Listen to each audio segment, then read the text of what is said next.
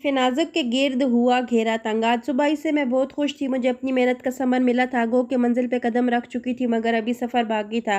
दरअसल मेरा admission army college Peshawar में हो गया था। खुशकिस्मती से मेरा घर पेशावर में ही था, इसलिए अम्मी को भी राज़ी होना पड़ा। अलबत्ता अबू बहुत खुश थे। वो मुझे आर्मी अफ़सर बनाना चाहते थे और वो ख़ुद कैंट कॉलेज में लेक्चरार थे। और दादा जान जो मुझे बहुत खुश देखकर और भी ज़्यादा खुश थे। उनका सुबह ही से दुआओं का सिलसिला जारी था। अम्मी की नसीहतें और दादा जान की दुआएं मेरे साथ थीं। अब्बू ने भरपूर एतमाद के साथ मुझे रुखसत किया। अकलौती औलाद होने की वजह से सब की नूरे नज़र थी। अकेले सफ़र की वजह से जहाज़ की सीट करवा दी। 3 बजे की फ़्लाइट से मैं पेशावर रवाना हो गई, जहाँ खाला और फराज अंकल और उनका बेटा अली मेरा मुंतज़िर था। अली बहुत खुश था कि अब उसकी तन्हाई दूर हो जाएगी, मगर उसके अरमानों पर ओस पड़ी जब उसे पता चला कि मुझे कॉलेज के हॉस्टल में रहना है, क्योंकि कॉलेज खाला के घर से दूर था। रोज़ाना आना जाना आसान नहीं था, अलबत्ता वीकेंड पर खाला के घर ही आना है। ये बात अली के लिए खुशाइन थी। बहरहाल 2 दिन खाला की फैमिली के साथ बहुत अच्छे गुजरे। तीसरे रोज़ मैं हॉस्टल के कमरे में थी, जिसमें 3 बेड थे, मैं और मेरी रूममेट हानिया, जबकि तीसरा बेड अभी खाली था। हॉस्टल की वार्डन काफ़ी सख्त मिजाज थी। हर लड़की उनके गुस्से से डरती थी, अलबत्ता हानिया पर उनके गुस्से का असर नहीं होता था। वजह यह थी कि वो एक सरमायादार की बेटी थी, जिसका वार्डन पर भी रौब था, इसलिए हानिया को वो ज़्यादा कुछ न कह पाती, वरना बाकी लड़कियों की खूब खबर लेती। हानिया से मेरी दोस्ती सिर्फ रूममेट होने की हैसियत से थी।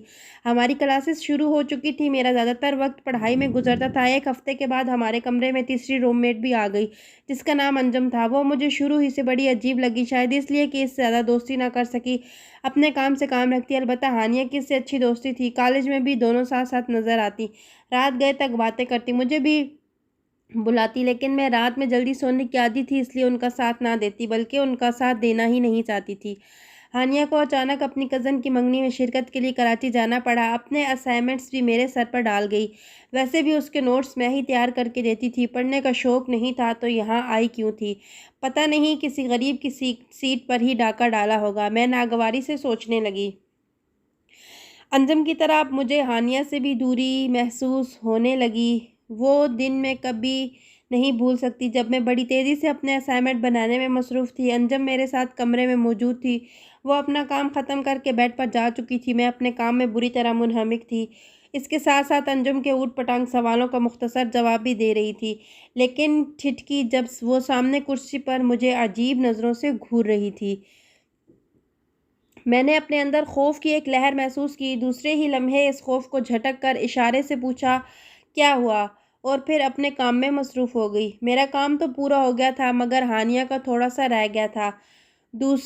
थोड़ी देर आराम कर लो, 3 घंटे से लगी हुई हो। चलो कैंटीन चलते हैं। उसने उठते हुए मेरा हाथ पकड़ना चाहा, मना कर दिया, ना मुझे नहीं जाना। मैंने उसका हाथ झटकते हुए दो टोक अल्फाज में जवाब दिया। वो बहुत बोल्ड नज़र आती थी हानिया, और वो कमरे में भी स्कार्फ के बगैर ही घूमती। मुझे बड़ा अजीब लगता, क्योंकि मुझे आदत थी कि दुपट्टा सर के अलावा मेरे गिर्द भी लिपटा होता था। दोनों ही मुझे अक्सर व बेशतर टोकती, ये क्या, तुम हर वक्त पूरी बेडशीट लपेट कर रखती हो? भाई, इंसान प्यारा हो तो उससे प्यारा नज़र भी तो आना चाहिए ना। इसके जवाब में मेरी तेज़ नज़रें उन्हें घूरती। ये मेरी तहज़ीब का हिस्सा है। जो अपनी तहज़ीब भुला देते हैं वो भटक जाते हैं। वो दोनों ही मेरी बातें हंसी में उड़ा देती, लेकिन आज तो उसने हद ही कर दी। मेरा दुपट्टा खींचकर बेड पर उतार फेंका। हमारी तरह जियो, सर उठाकर कोई आंख उठाकर नहीं देख सकता। वो बदतमीज़ी के साथ ढीठ भी थी। मैंने गुस्से में दुपट्टा उठाया और फिर से अपने गिर्द लपेटा। अगर सर उठाकर जीना इसे कहते हैं तो बहुत जल्द ठोकों में भी आ जाते हैं। मैं कब पीछे रहने वाली थी? अगर तुमने मज़ीद तंग किया तो मैं वार्डन से शिकायत कर दूंगी। मैं अंदर से गुस्से से कांप रही थी, लेकिन जाहिर नहीं होने दिया। अच्छा, अच्छी तो ये कभी पहले भी ना लगी थी, अब नफ़रत सी होने लगी। पता नहीं किस किस्म की फ़ैमिली से इसका ताल्लुक़ है। मैंने कभी इससे इतनी बात ही ना की थी कि इस सवाल तक पहुंचती। कल मुझे लाज़मी खाला के घर जाना था। घर वालों से बात करने का दिल चाह रहा था। पिछले हफ्ता जब बात हुई तो दादाजान की तबीयत कुछ ठीक नहीं थी। अली के साथ क्रिकेट खेलने का वादा किया था, हालांकि मेरा गेम अच्छा नहीं था, लेकिन अली के साथ बहुत मज़ा आता। अंजम खाना खाने जा चुकी थी। मैं भी जल्दी से काम ख़त्म करके खाना खाने चली गई। کھانے سے فارغ ہو کر جب میں نے اپنے روم میں داخل ہوئی تو انجم معمول کے خلاف سو چکی تھی۔